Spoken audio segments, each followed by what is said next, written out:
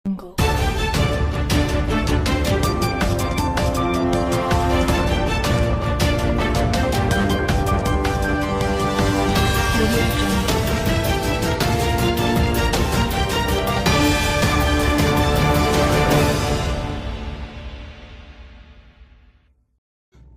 5 సంవత్సరాల్లో నువ్వు వ్యవస్థలన్నీ కూడా సర్వనాశనం చేశావు. ఒక మాజీ ముఖ్యమంత్రి 3-4 సార్లు ఈ రాష్ట్రానికి ముఖ్యమంత్రి చేసిన అతను చంద్రబాబు నాయుడు గారి ఇంటికి మీ ఎమ్మెల్యేలను పంపించి గేట్లకు తాళ్లు కట్టిన రోజులు నీకు గుర్తురాలేదా? అన్నీ కూడా ఈ వ్యవస్థని భారతదేశంలో ఈ ఆంధ్ర రాష్ట్రంలో ఉన్న వ్యవస్థలన్నింటినీ కూడా సర్వనాశనం చేసి వదిలిపెట్టేశావు. మొత్తం కూడా రాజకీయ లబ్ధి కోసం గడిచిన 5 సంవత్సరాల్లో మా కార్యకర్తలను కానీ లేకపోతే మా నాయకులను కానీ ఎవరిని కూడా బయటికి రానికుండా కేసులు పెట్టడం అన్నీ కూడా చేసి వ్యవస్థలన్నీ కూడా నాశనం చేసి వదిలిపెట్టావు. ఈ భారతదేశంలో ఈ స్వతంత్రం వచ్చిన తర్వాత ఏ రాష్ట్ర ముఖ్యమంత్రి పరిపాలించలేనంత అధ్వానంగా గడిచిన 5 సంవత్సరాలు నీ పరిపాలన ఉంది. అందుకే ప్రజలు కూడా నీకు 11 సీట్లకు పరిమితం చేశారు. ఇప్పటికైనా నువ్వు ఒకసారి ఇంట్లో కూర్చొని ఆత్మ పరిశీలన చేసుకో. గడిచిన 5 సంవత్సరాలు ఏ విధంగా మనం పనిచేశాము, ఎందుకు ప్రజలు ఈ తీర్పిచ్చారనేది చేసుకోవాల్సిన అవసరం ఉంది.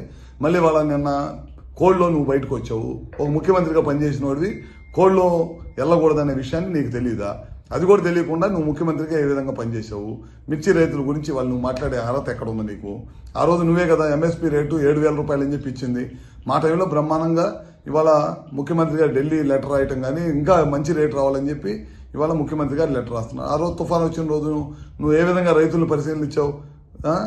పరామర్శకు వచ్చి నీకు గ్రీన్ కార్పెట్ వేసుకొని గ్రీన్ కార్పెట్ మీద బెంచ్ కట్టుకొని బెంచ్ మీద నుంచొని రైతులను పరామర్శించిన ముఖ్యమంత్రి ఎవడన్నా ఉన్నాడు ఈ దేశంలో అంటే నువ్వే. ఆ రోజు అపోజిషన్ లీడర్గా ఉండి రైతుల తరఫున పోరాడిన వ్యక్తి ఎవరన్నా ఉన్నాయంటే అది మా చంద్రబాబు నాయుడు గారు. పొలాల్లో దిగి రైతులను పరామర్శించి ఒక రైతు కన్నీళ్లు పెట్టుకుంటే ఆ రోజు జేబులో డబ్బులు 2 లక్షల రూపాయలు ఉంటే ఇమీడియట్గా తీసి ఆ రైతులకు సహాయం చేసిన గొప్ప గుణం చంద్రబాబు నాయుడు గారిది. ఇవాళ నువ్వు అన్నీ కూడా మోసపూర్వమైన పనులు చేయటం, నాకు సెక్యూరిటీ అబద్ధపు హామీలు, అబద్ధపు మాటలు, పొద్దున్న లేచిన దగ్గర నుంచి ప్రభుత్వ పనితీరు మీద బురదేయటం తప్పక నువ్వు చేసింది ఏమన్నా ఉందని చెప్పి మరొకసారి తెలియజేసుకుంటూ ఇంకా నువ్వు ఆత్మ పరిశీలన చేసుకోవాలి. నువ్వు సంవత్సరం అయిన తర్వాత కూడా నువ్వు ఇంకా నీ బుద్ధి మారలేదు. ఇంకా నువ్వు పాత బుద్ధిలోనే ఉండవు, ఇంకా పాత టైప్లోనే ఉండవు. అబద్ధపు మాటలు చెప్పి ప్రజల్ని తప్పుదోవ పట్టించాలనే మార్గంలో ఉన్నావు. ఖచ్చితంగా మేము ఏదైతే చెప్పాము ఎలక్షన్ ముందు ఇచ్చిన హామీలన్నీ కూడా నెరవేరుస్తాము.